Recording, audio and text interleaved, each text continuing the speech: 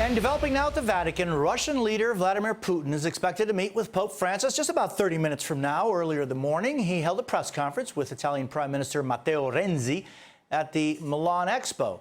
Putin's visit comes at a time when Russia is heavy under criticism for its role in the Ukrainian crisis. And joining me now from Rome is NBC's Claudio Lavanga. Claudio, good morning. What are some of the highlights of that news conference today?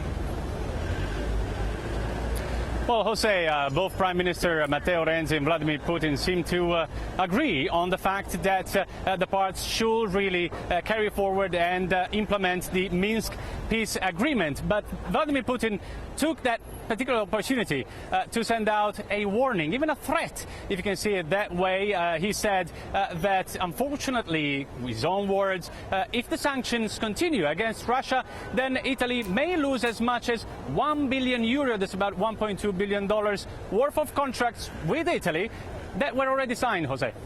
Oh, I love those subtle and yet pretty precise threats. Hey, Claudio, tell me about the Pope meeting with the leader of Russia. What are some of the issues that they're going to be talking about? Well, if you can see, this is a bit of an opportunity as a redemption trip, in a way, after he was seen as a pariah during that G7 meeting in Germany, where he was snubbed and criticized by pretty much everybody. Now he's going to meet one of the most popular leaders in the world. Now, this is a private audience, but of course they'll talk about some serious stuff. First of all, they will agree on, let's talk about the easy part first.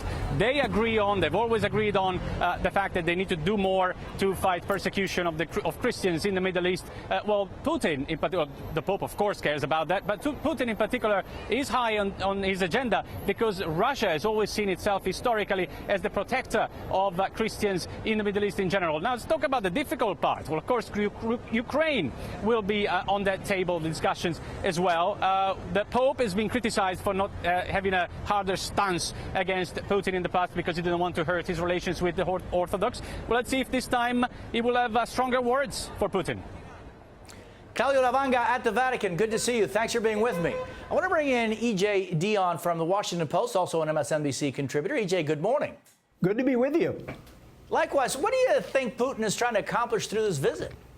Well, I think Claudio's report was very good and on point about that. The first and most important thing is being seen with Pope Francis at a time when the West, for good reason, I would say, is trying to isolate him, is already helpful to Putin from the start. And as Claudio suggested, they can find some common ground on the situation of Christians in the Middle East. The Vatican has not been in favor, has really been against Western intervention in Syria. They have that in common.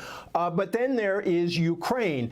The Pope has not spoken out against the Russian meddling in Ukraine, and I think Putin is hoping to keep the Vatican's position where it is on that. But the Pope also has to listen, I think, to the Catholic Church in Ukraine. Catholics are a minority, but an important minority in Ukraine, and they've sided with Kiev over Moscow. So we will see if the Pope moves at all on that front. I mean, in general, the Vatican's foreign policy is a mixture of values and pragmatism.